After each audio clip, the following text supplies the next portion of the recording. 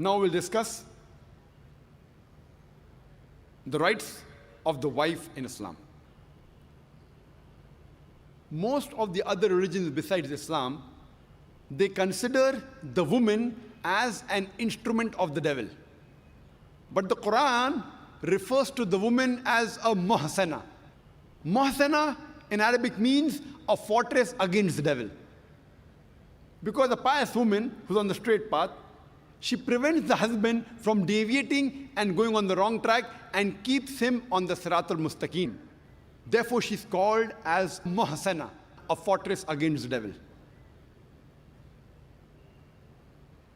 The Quran in Surah Al Nissa, chapter number 4, verse number 21, refers to marriage, to nikah, as a sacred covenant. It's a sacred covenant, a sacred contract between the husband and wife. The Quran says in Surah Rum, chapter number 30, verse number 21, that we have created for you mates from amongst yourselves, so that you may live with them in tranquility. And He has put love and mercy between your hearts. The beloved Prophet Muhammad Sallallahu Alaihi Wasallam, he said, it's mentioned in Sahih Bukhari, volume number 7, in the book of Nikah, chapter number 3, hadith number 5066. The beloved Prophet said, O young people, whoever has the means to get married should get married. The beloved Prophet also said, there is no monasticism in Islam. And the Prophet said, anyone who marries, he completes half his deen. Once during question answer time, there was a person who asked me, that does it mean that if I marry twice, will I complete my full deen? What did the Prophet mean when he said that marriage completes half your deen? Marriage prevents you from promiscuity, from fornication, from homosexuality. Only if you marry do you have an opportunity to be a husband or a wife. Only if you marry do you have an opportunity to be a father or mother, which are very important duties in Islam. So irrespective whether you marry once or twice, you only complete half your deen. In Islam, for a marriage to solemnize, taking the permission of both would be husband and wife, the man and the woman, is equally important. The Quran says in Surah Al Nissa, chapter number 4, verse number 19, do not inherit the woman against their wishes. There's a hadith which is mentioned in Sahih Bukhari, volume number 7, book of Nikah, chapter number 43, hadith number 5138. A lady by the name of Khansa bint Khadim al-Ansariya, she approached the Prophet and said that my father has married me to a person against my wishes. The Prophet, he nullified the marriage. There's another Sahih hadith which is mentioned in Ahmad ibn Hanbal, hadith number 2469, where a lady approaches the Prophet and says that my parents have forced me to marry a man against my wishes. And the Prophet said she has the option of either continuing the marriage or nullifying the marriage. There's a similar hadith mentioned in Ibn Majah, hadith number 1875. It's the same hadith. A woman approaches the Prophet and tells her that my parents have forced me to marry against my wishes. And the Prophet says, you can either continue the marriage or you can nullify the marriage. And the woman says, I continued the marriage, but I wanted the woman to know that the parents cannot force their daughters to marry someone who they don't like. The Quran says in Surah Baqarah, chapter number 2, verse number 228, that the women have rights similar to those against them on terms equitable, but the men have a degree of advantage. Based on this verse of the Quran, men and women are equal except in leadership. The Quran clearly says that the women have rights, those similar to them, on terms equitable, but the men have a degree of advantage.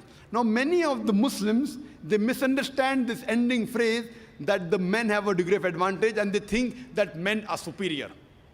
And they quote the verse of the Quran, "Ar-rijalu qawwamuna 'ala an-nisa."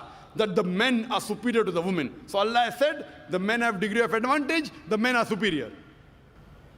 What they're quoting is the verse of the Quran which was recited by a wonderful Qari from Surah Al Nissa, chapter number 4, verse number 34, which says, Ar-rijalu qawwamuna ala nisa, that the men are the qawwam of the women. What is the meaning of the Arabic word qawwam? Qawwam comes from the root word aqama, which means to stand up for. How we have aqama before salah, we stand up for salah. So this Arabic word qawwam means the men have 1 degree of additional responsibility and 1 degree additional service towards the woman, not 1 degree of superiority to boss over the woman. And if you read the tafsir of Tabari, he says the Arabic word qawwam means 1 degree of additional responsibility.